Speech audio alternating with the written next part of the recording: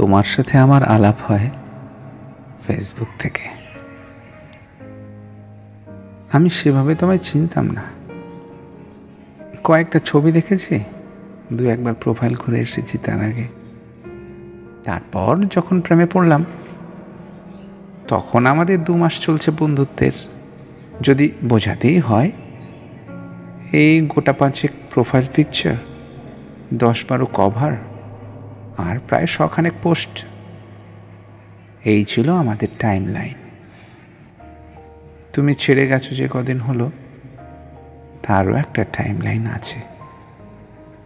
গোটা 3 profile picture, গোটা 6 cover, ধরে নাও গোটা 50 পোস্ট।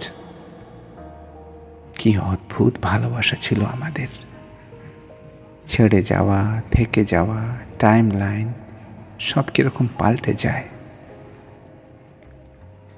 তারপর যেদিন আমি তোমার ব্লক লিস্টে গেলাম, সেদিন থেকে কত লেখা লিখেছি, কত পোস্ট শেয়ার করেছি। তুমি হয়তো দেখোইনি, বা দেখেছো হয়তো বন্ধুদের প্রোফাইল থেকে। আচ্ছা, কখনো ভেবে দেখেছো এক সময় কত পরিচিত ছিলাম আমরা, আর এখন আমরা চিনি না একে অপরকে। এই সুবিধা ফেসবুক আমাদের দিল। যাকে ভুলতে চাই তাকে জোর করে, তাকে অনিচ্ছায়, তাকে তুমি তোমার চোখের সামনে থেকে সরিয়ে দিতে পারো, ব্লক করে দিতে পারো। তারপর আরও কত পোস্ট করতে থাকি আমরা। সাথে সাথে টাইম লাইন পাল্টে যায়। কিন্তু ভেবে দেখেছো কি, এক সময় তুমি যাকে চাইলে, নির্দ্বিধায় তাকে এমন পর্যায়ে ঠেলে দিলে আর কোনোদিন কথা হবে না। একটা বয়স পার করার পর যখন মনে পড়বে, পারবে খুঁজতে, পারবে আনব্লক করতে। যখন লগ ইন বা লগ আউট করার ক্ষমতা, সামর্থ্য আর থাকবে না, একটা বয়স পার করবার পর মনে থাকবে আনব্লক করার কথা। শুধু এইটুকুই বলার ছিল তোমায়।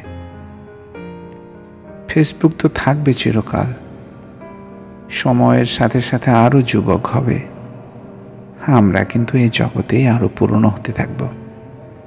তখন চাইলেও ব্লক লিস্ট থেকে ফ্রেন্ড লিস্টে যেতে পারবো না। জীবন এরকমই। ছেড়ে যাও যদি তুমি চাও, থেকে যাও যদি তুমি চাও, ভুলে যাও যদি তুমি চাও। মনে যদি থাকে, মনে থাকবে। জোর করে মুছে দিলে ফিরিয়ে আনা যায় না। একদিন সবাই পাসওয়ার্ড ভুলে যায়, তা জীবনের হোক বা ফেসবুকের।